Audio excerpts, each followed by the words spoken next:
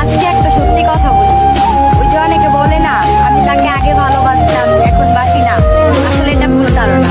ওই যে অনেকে বলে আমি তাকে ভুলে গেছি, এখন আর তাকে মনে পড়ে না, এগুলো সব ভুল ধারণা। যাকে একবার ভালোবাসা যায় তাকে কোনো ভোলা যায় না, যাকে একবার ভালোবাসা যায় তাকে কখনো ভোলা যায় না।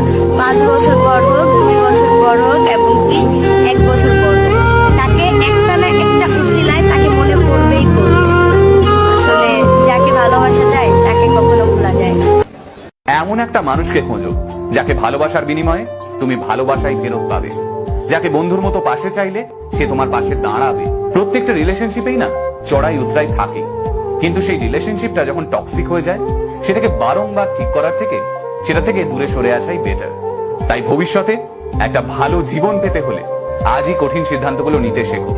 যদি আঘাত পেলে প্রতিবাদ করতে না পারো তাহলে সরতে শেখো, বাঁচতে শেখো।